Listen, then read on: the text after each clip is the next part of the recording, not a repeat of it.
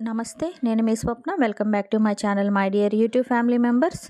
ఈరోజు రెసిపీ వచ్చేసి catering style దొండకాయ ఫ్రై రెసిపీ అండి. చాలా చాలా బాగుంటుంది. చాలా చాలా చాలా క్రిస్పీగా ఉంటుంది. మీరు ఎప్పుడు ఈ విధంగా ట్రై చేశారో లేదో నాకైతే తెలియదు.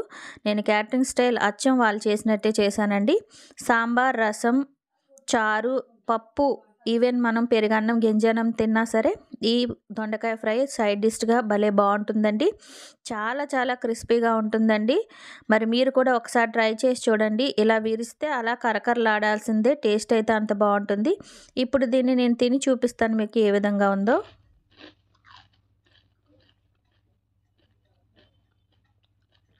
చూసారా, నేను తింటున్నప్పుడు ఎంత కరకర సౌండ్ వస్తుందో అంత కరకరగా క్రంచీగా భలే బాగుంటుందండి. మనం నోటినే తినేయచ్చు. వేడి వేడి అన్నం, సాంబార్, పప్పుతోటి ఫ్రైతో పాటు ఆ వేపిన పచ్చిమిరపకాయ తిని చూడండి. టేస్ట్ అయితే సూపర్గా ఉంటుంది. మరి నేను చేసిన ఈ రెసిపీని మీరు కూడా ట్రై చేయండి. అంతకన్నా ముందు ప్లీజ్ నా ఛానల్ని అయితే సబ్స్క్రైబ్ చేయడం మర్చిపోకండి ప్లీజ్. ఈ క్రిస్పీ దొండకాయ ఫ్రై చేసుకోవడానికి నేను ఒక 1/2 కేజీ దొండకాయలను అయితే తీసుకున్నానండి. నేను రౌండ్ షేప్లో చేసుకున్నాను. మీకు ఏ షేప్ కావాలంటే ఆ షేప్లో కట్ చేసుకొని పెట్టుకోవచ్చు. ఇప్పుడు ఇందులోకి నేను ఈ స్పూన్ మీకు చూపిస్తున్నాను కదండి, ఈ స్పూన్ తోటి ఒక 5 స్పూన్లు అయితే వరిపిండి వేసుకుంటున్నాను. అలాగే ఇందులోని అదే స్పూన్ తోటి ఒక 3 స్పూన్లు శనగపిండి అయితే వేసుకుంటున్నానండి. వరిపిండి, శనగపిండి దొండకాయలకి బాగా కలిసేలా కలుపుకోవాలి, ఎటువంటి వాటర్ వేయకుండా. ఇప్పుడు దీని అంతటిని బాగా కలిపేసుకున్నాం కదండి. ఇప్పుడు ఇందులోని రుచికి సరిపడే ఉప్పు అన్నది వేసుకోవాలి. ఉప్పు అన్నది ఎప్పుడైనా తక్కువ వేసుకోవాలి. ఏమాత్రం చిన్నది ఎక్కువైనా తినడానికి అస్సలు పనికిరాదండి. అలాగే ఇందులోని ఒక 3 స్పూన్స్ రెడ్ చిల్లీ పౌడర్ కూడా వేసుకోవాలి. అలాగే చిటికెడు పసుపు కూడా వేసుకొని మరలా ఇవన్నీ వేసినవన్నీ చక్కగా కలిసేలాగా బాగా కలుపుకోవాలి. ఇలా కలుపుకున్న తర్వాత కొంచెంగా నీళ్లు చిలకరించుకుంటూ ఈ దొండకాయ అంతటికి పిండి బాగా పట్టేలాగా ముద్దలా కలుపుకోవాలి. నేను చూపిస్తున్నాను కదా, ఈ విధంగా ముద్దలాగా ఉండాలండి.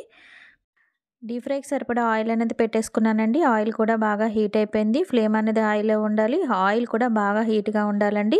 ఈ విధంగా దొండకాయలు అంతటిని ఆయిల్లో డ్రాప్ చేసేసుకోవాలండి. నురగ తగ్గేంత వరకు హై ఫ్లేమ్లోనే ఉంచుకోవాలి.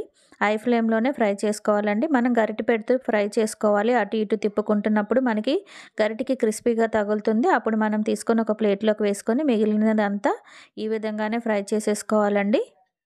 మొత్తం దొండకాయ అన్నింటినీ ఫ్రై చేసేసుకున్నానండి. అలాగే ఇప్పుడు ఇందులోని ఫ్రై చేసుకున్న కరివేపాకు, అలాగే ఫ్రై చేసుకున్న జీడిపప్పు, అలాగే ఫ్రై చేసుకున్న వేరుశెనగ పలుకులు, ఫ్రై చేసుకున్న పచ్చిమిరపకాయలు మధ్య ఘాటు పెట్టుకొని ఆయిల్లో ఫ్రై చేసుకున్న పచ్చిమిరపకాయలు కూడా వేసుకోవాలండి. అంతేనండి, ఎంతో టేస్టీగా ఉండే క్యాటరింగ్ స్టైలు దొండకాయ ఫ్రై అయితే రెడీ అయిపోయిందండి. మీరు కూడా ఒక్కసారి ట్రై చేసి చూడండి. అంతేనండి, ఎంతో టేస్టీగా, ఎంతో సులువుగా, క్రంచీగా, కరకరలాడుతూ క్యాటరింగ్ స్టైల్లో చేసుకునే దొండకాయ ఫ్రై అయితే రెడీ అయిపోయిందండి. ఇందులో మీరు కావాలంటే కారం బూందీ కూడా వేసుకోవచ్చు. చాలా బాగుంటుంది టేస్ట్ కూడా.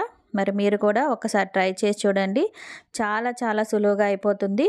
అందరికీ బాగా నచ్చుతుందండి. చాలా బాగుంటుంది. ఒక్కసారి మీరు కూడా ట్రై చేయండి. ట్రై చేసి ఏ విధంగా వచ్చిందో నాకు కామెంట్ చేయండి ప్లీజ్. నన్ను, నా ఛానల్ని సపోర్ట్ చేయమని కోరుకుంటున్నాను. మీకు ఈ రెసిపీ నచ్చినట్లయితే ప్లీజ్ నా ఛానల్ లైక్ చేసి, షేర్ చేసి, సబ్స్క్రైబ్ చేయండి. బెల్ ఐకాన్ ప్రెస్ చేయండి. నా న్యూ రెసిపీస్ నోటిఫికేషన్స్ అనేవి మీకు వస్తాయండి. ప్లీజ్ నన్ను, నా ఛానల్ని సపోర్ట్ చేయమని కోరుకుంటున్నాను. మరొక కొత్త రెసిపీతో మళ్ళీ కలుస్తానండి. అంతవరకు సెలవు. నమస్తే, నేను మీ స్వప్న.